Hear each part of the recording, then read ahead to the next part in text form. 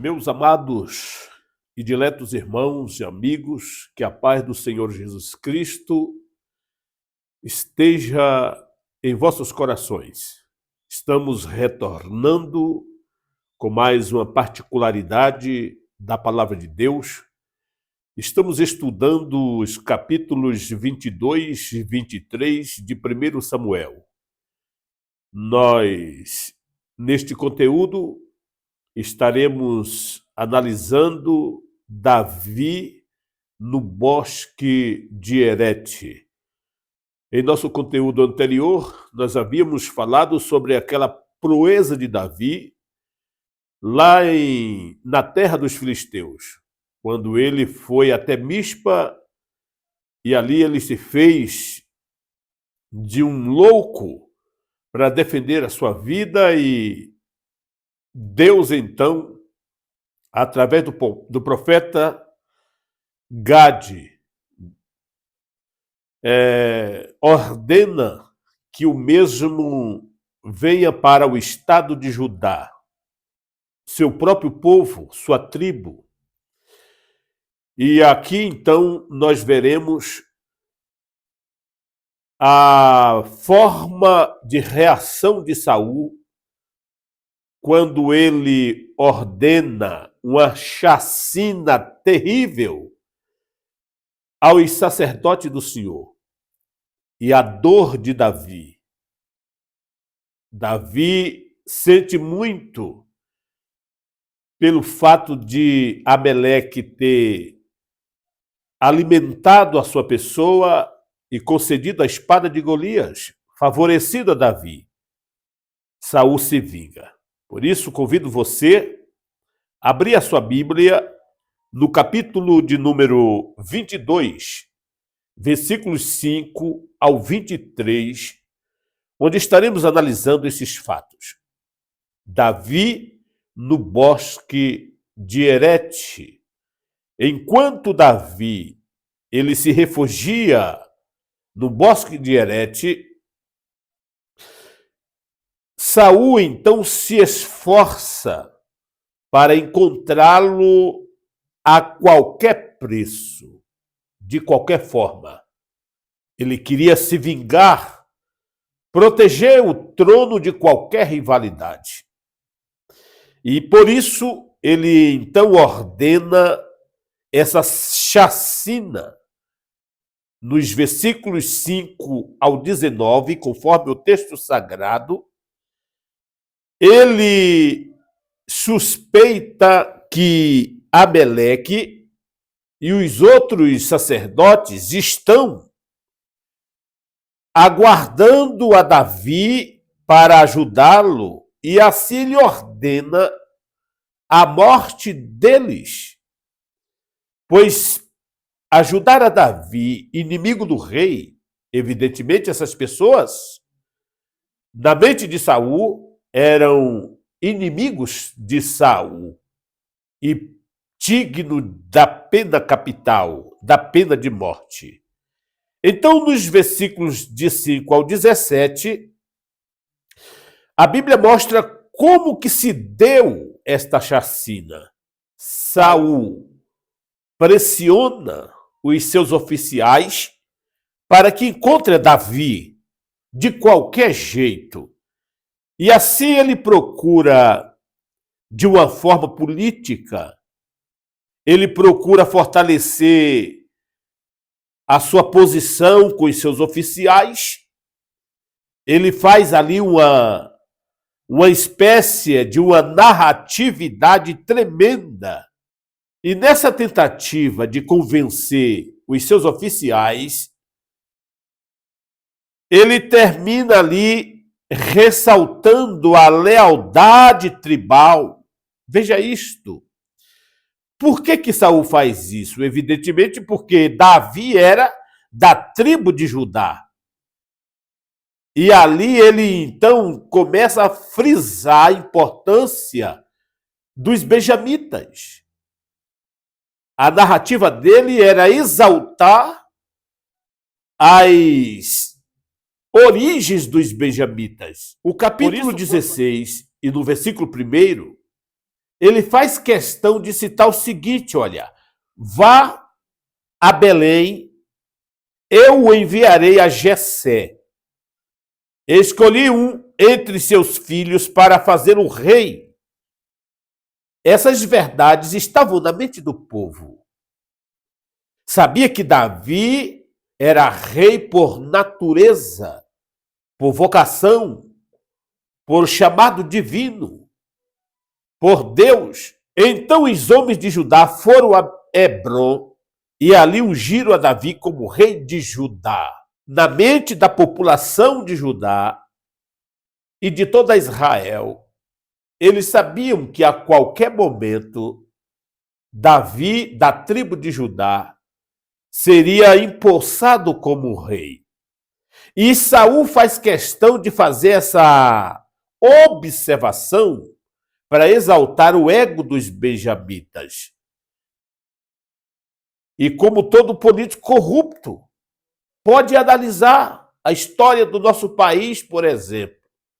Todo político corrupto, ele promete dar terras, ele promete dar vinhas, exatamente como Samuel previu, que lhes deixou bem advertido.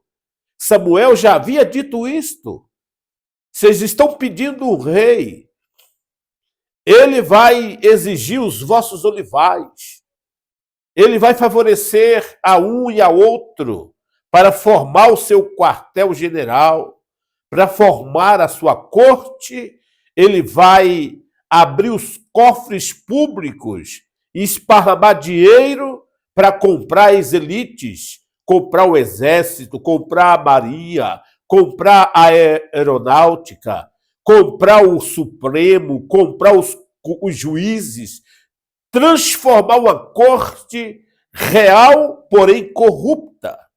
Foi dessa forma que Saul fez quando Samuel advertiu o povo lá no capítulo 8, versículo 14. A Bíblia diz o seguinte: tomará de vocês o melhor das plantações, das vinhas e dos olivais e dará aos criados dele, aqueles que fazem a mesma panelinha, como a Bíblia já prevê esses fatos nos governos já naqueles tempos. Como é triste quando um líder se corrompe e usa a máquina pública para fortalecer o seu sistema corrupto. E Saul entrou por esse caminho. Ele age ao contrário do que deveria fazer, isto é, uma monarquia conforme as alianças bíblicas. Ele foge dos padrões de Deus e assim ele rejeita o seu verdadeiro rei, o próprio Deus, trocando por um rei humano. Foi o que eles fizeram naquela época. Os filhos de Israel terminou fazendo com que o rei humano substituísse Jeová. E agora as consequências eram terríveis na vida deles. Você lembra lá no capítulo 8, versículo 7 de 1 Samuel? Atenda a tudo que o povo está lhes pedindo. Não foi a você que rejeitaram, foi a mim que rejeitaram como rei. Samuel com dó, Samuel ali então, orando ao Senhor, Deus faz essa observação. Quem está sendo rejeitado, Samuel, sou eu, o único rei verdadeiro. Eles querem um rei humano, eles querem um rei corrupto, eles querem um rei fraco, falho. Então dê a eles o que eles pedem. E assim, Saul começa a fazer um relato de fatos para tentar erguer o ego dos seus liderados, e ele promete então o quê? Posições militares para eles, para quem lhes seguir, evidentemente, né? Conforme a gente vê no versículo 7, será que ele os fará comandante de 1000 e comandante de 100? Era Saul tentando colocar essa narrativa na mente dos oficiais. Será que eles vão elevar vocês de posto, de posição? Onde estão os valentes benjamitas? Não é assim que acontece nos dias de hoje? O governo corrompe de imediato o exército, os coronéis de alta patente, e ali sendo comprado, um país inteiro bélico está à mercê de um governo corrupto e contra o seu povo, a sua população. E isso traz um descontrole geral na economia, na democracia e, no caso bíblico aqui, na teocracia divina. Porque eles substituíram a teocracia pela monarquia e agora estão sofrendo aí as suas consequências. E Deus ungiu a Davi, colocou Davi como rei, com planos magníficos e futuros. E Saul agora quer, de todos os modos, encontrar um meio para tirar Davi de cena. E ele então promete postos nos exércitos, terras, olivais, etc., para que tenha em si uma equipe bem estruturada e fiel nos seus propósitos malignos. E até isso, Samuel já havia revelado lá atrás, que Saul faria isso, ou o rei que estivesse num trono, dado no momento de ira, um rei que Deus não aprovou, já estava previsto que Saul faria esse tipo de barganha para tentar elevar a posição das pessoas. Lá no versículo 7, a Bíblia diz: será que ele os farás comandante de 1000 e comandante de 100? Veja que isso também já havia sido previsto por Samuel. Colocará alguns como comandante de 1000 e outros como comandante de 50. 1 Samuel 8, versículo 12. Então, Samuel já havia dito que o rei falho, fraco, corrupto, haveria de comprar as forças armadas do país e tudo isso formar um complô para destruir o único homem chamado por Deus, popular, que era Davi. Olha que se fôssemos analisarmos a nossa política atual no Brasil, hein? Como que nós temos um líder justo, que não é corrupto, que quer o bem da democracia do país, e quanto o diabo tem se levantado através desse governo esquerdista maléfico para tirar de cena um homem justo, um homem democrático que só quer a prosperidade econômica, religiosa e familiar do seu país. A mesma coisa está acontecendo aqui na vida de Saul. Ele tenta por esses caminhos arrebanhar pessoas, colocando nos postos mais altos da patente do exército de Israel, especialmente os benjamitas.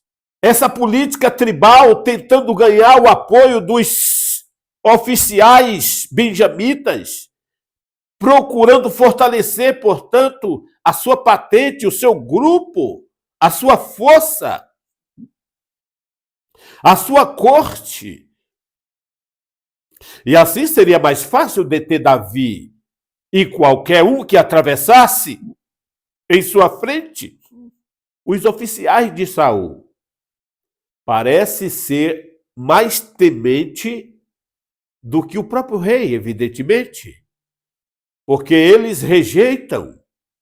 E naquele meio, nessa audiência de Saul com as pessoas ali em sua volta, nessa assembleia, havia um indivíduo ali que não era benjamita e nem mesmo israelita. Ele era um edomita. Lembra de Doeg? Aquele dedo duro que estava lá em Nob, fazendo algum tipo de voto, e viu Davi sendo favorecido ali por Aimeleque? Pois bem, esse cara entregou Davi e ele se dispôs. A Bíblia nos dá aqui a entender que Doeg, o edomita, ele termina denunciando os sacerdotes de terem contribuído, ajudado a Davi com a alimentação e com a espada de Golias. Veja no versículo 9 do capítulo 22, a palavra de Deus diz o seguinte: Doeg, o edomita, que estava com os oficiais de Saul, disse: vi o filho de Jessé chegar em Nobe e encontrar-se com Aimeleque, filho de Aitube. Veja que ele termina procurando um jeito de resolver seu problema, sua pendência, junto aos pastores de Saul e diante do próprio rei. Ele estava fugitivo lá em Nobe.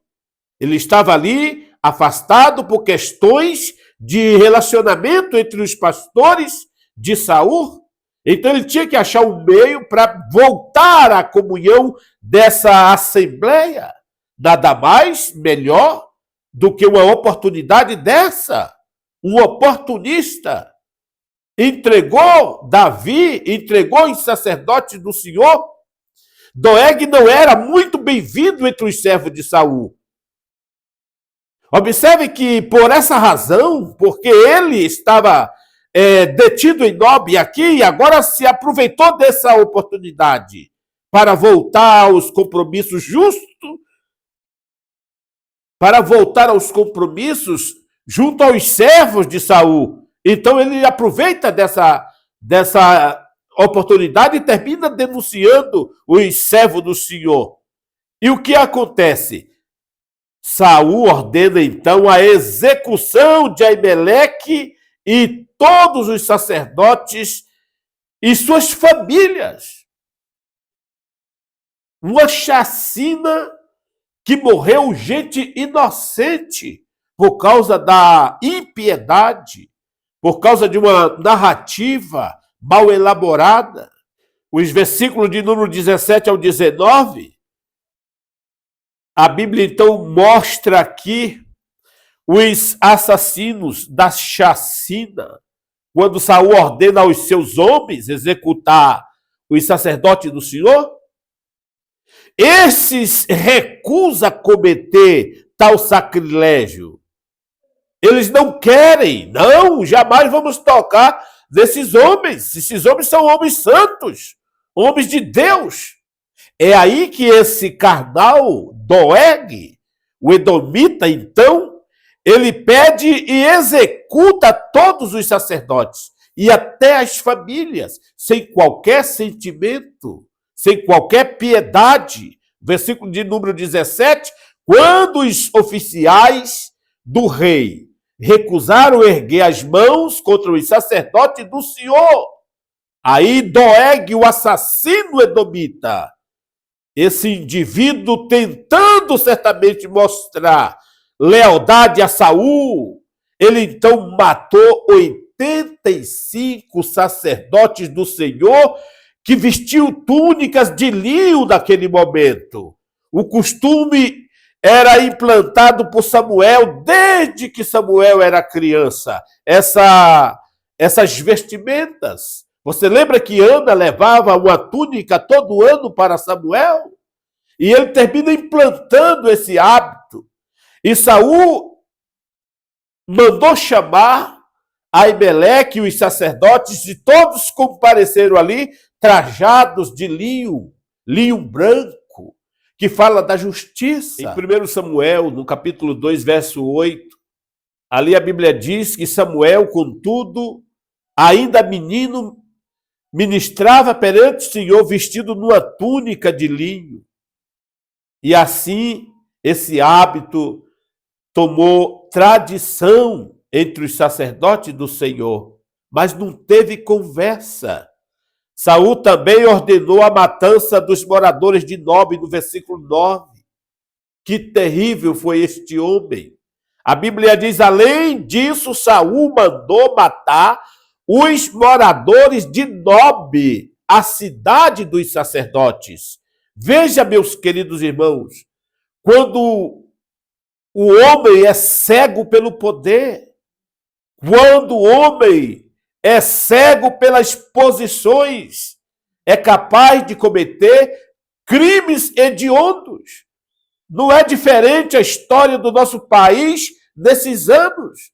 Esse governo fraudulento, esse governo esquerdista, quantos assassinatos na conta desse homem?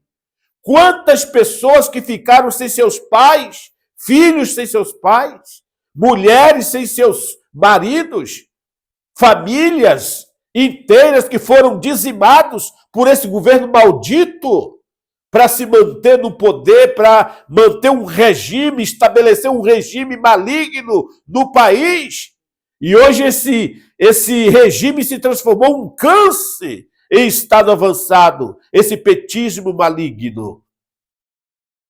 Por isso os cristãos têm que observar, acompanhar a história do seu país e não deixar ser levado pelas narrativas dessa esquerda maldita.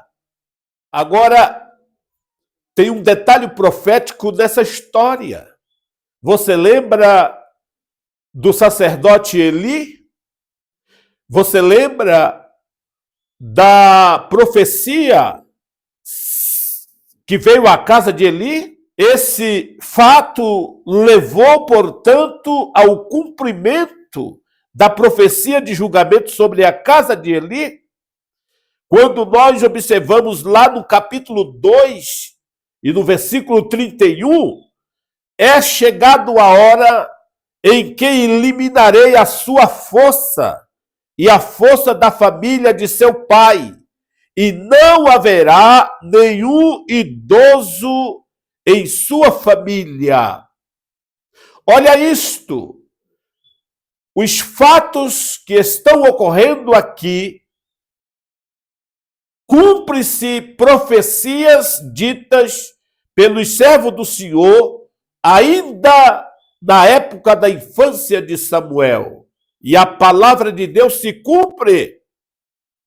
Assim o braço ou a força de Eli e da sua família sacerdotal nesse momento são cortados. Agora não haverá mais nenhum idoso na sua família, pois morreram Ofni e Finéias. Agora esse massacre ordenado por Saul em Nob e mais tarde a remoção de Abiatar, que era da mesma linhagem de Eli, do seu cargo sacerdotal, conforme nós vamos ver isso no futuro, lá em Reis 2, 26 e 27, quando Salomão depois, por esse ter traído a Davi, seu pai, Abiatar, o último sacerdote da linhagem de Eli, aí cumpre cabalmente o que Deus falou através do profeta. Quando os fatos vai acontecendo aqui, vai se cumprindo profecias que estão ligadas na história, pois Deus jamais falou para não cumprir. Quando Deus fala, Deus cumpre a sua palavra. Mesmo trajados de linho, representando a pureza da justiça divina, pagaram com as suas vidas. E quando o fato ocorre, quando as pessoas foram dizimadas, esse cara, Abiatar, termina escapando. E ele tem notícia de onde Davi está, lá no bosque de Herete, e ele corre para lá para encontrar refúgio. Foi o único dos da linha de Eli que escapou. Mas, de certo modo, o homem escapa do homem, mas não escapa de Deus. Mais cedo ou mais tarde, a palavra de Deus se cumprirá na vida desse cidadão. Abiatar, que era filho de Aimeleque, ele escapa, então ele foge até Davi, e ali ele é protegido por ele. Veja o versículo de número 20. Entretanto, Abiatar, filho de Aimeleque e neto de Aitube, escapou e fugiu para juntar-se a Davi. Abiatar fazia pergunta ao Senhor a favor de Davi. Ele começou a servir a Davi como sacerdote por algum período de tempo, por muito tempo, até Salomão, até que se achou falha, traição desse sacerdote, e que veio então o seu julgamento e cumpre aquilo que Deus falou através de Samuel sobre o sacerdócio da casa, da família, da genealogia de Eli, que todos eles morreriam e não serviriam a Deus como sacerdote. Versículo 20. Entretanto, Abiatar, filho de Aimeleque e neto de Aitube, escapou e fugiu para juntar-se a Davi. Ele então começou a fazer perguntas ao Senhor a favor de Davi. Quando Davi consultava a Deus, ele atuou como um sumo sacerdote até ser deposto de seu cargo por Salomão, por traição a Davi. Ele se envolveu naquela conspiração de Adonias, que queria reclamar o trono, queria tomar o trono, se apoderar do trono, sem a permissão de Deus. Abiatar era sacerdote da linhagem de Eli, conforme vimos aqui, e ele tinha um filho que também era sacerdote junto com Zadok, durante um certo período. Em 1 Crônicas 18, versículo 16, no capítulo 24, versículo 6, dê uma pausa e faça a leitura desses versículos. Muitos anos depois, Salomão depôs a Aimeleque, porque ele apoiou a seu irmão para chegar a ser rei. E Zadok chegou a ser o único sumo sacerdote. 1 Reis 7. 1 Reis 1, 7 ao 42. E aqui, portanto, dessas referências, conforme vamos analisar nos conteúdos posteriores, a profecia contra a casa de Eli se cumpriu totalmente. Totalmente. E aí Davi faz um concerto no sacerdócio, um concerto na área musical, um concerto, prepara tudo isso, na verdade, e quando Salomão se torna rei, ele então faz ali uma transformação geral no governo e no sacerdócio, colocando as pessoas conforme a linhagem arônica, e aí a história continua, a história segue. Abiatar era o último de sua linhagem para ser sumo sacerdote. Eli e Abiatar eram da casa de Itamar, e Zadok da casa de Eleazar. Agora, por esse ato de Saul, ele causou o translado de Uri e Tumi a Davi.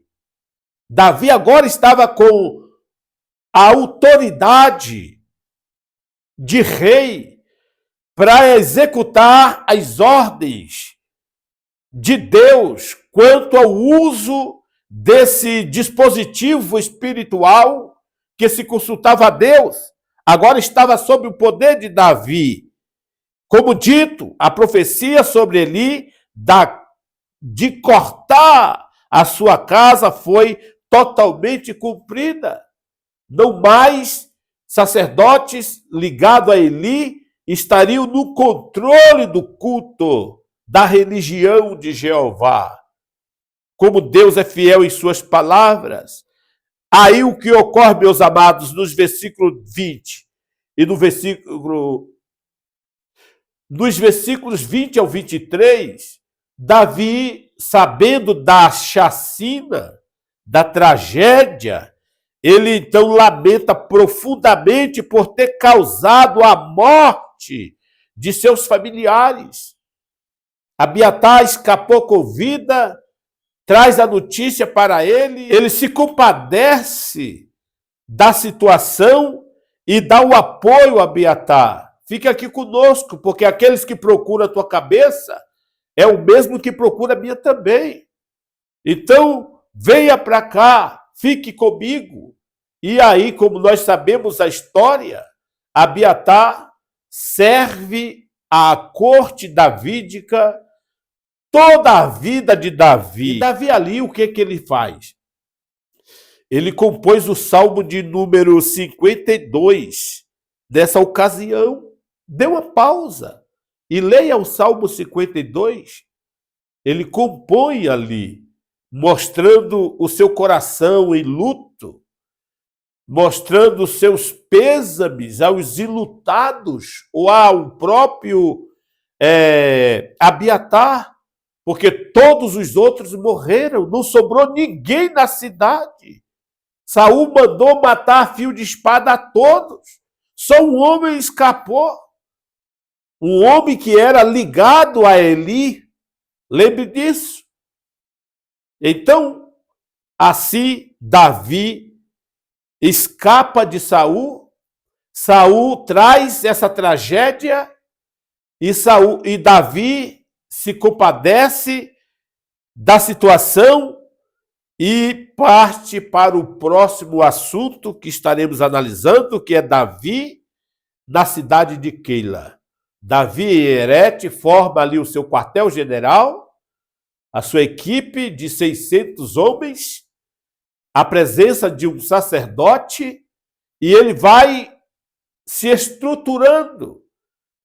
Ele vai adquirindo todas as possibilidades para a implantação do seu reinado, que mais tarde ele consegue fazer isto, conforme veremos, quando Saul é morto pelos filisteus, junto com seus filhos, e Davi ocupa então o governo local por enquanto, ele reina em Hebrom, e aí a gente vê o fortalecimento daquela rivalidade tribal entre o povo de Israel. Desde os primórdios da história, você vai ver ali um vislumbre de umas frases que dizia sempre Judá, Israel, Israel e Judá. Sempre havia essa tendência de divisão do governo, já nos primórdios dos tempos. E quando Davi assume, existe uma certa rivalidade, porque Saul já há 40 anos está no governo. Na mente de muitos ignorantes, Saul era o rei, Davi era o usurpador, mas da mente dos entendidos, daqueles que conheciam a lei de Deus, sabia que Saul foi um rei deposto por Deus e Davi foi um rei colocado por Deus. De Judá, aí ficou sempre essa rivalidade Judá e Benjamim, que mais tarde, depois do cativeiro, essas duas tribos voltam a se unirem para formar o novo núcleo da nação de Israel. Mas sempre essa tendência de divisão dos estados existia na Bíblia, que chega ao seu apogeu na divisão de Israel e Judá no período do rei Salomão. Mas são assuntos que veremos no decorrer dos nossos estudos. Que Deus lhe abençoe. Que essa palavra tenha servido para você como elevo espiritual. E que Deus faça de você um vaso em suas mãos. Até a próxima, querido Deus.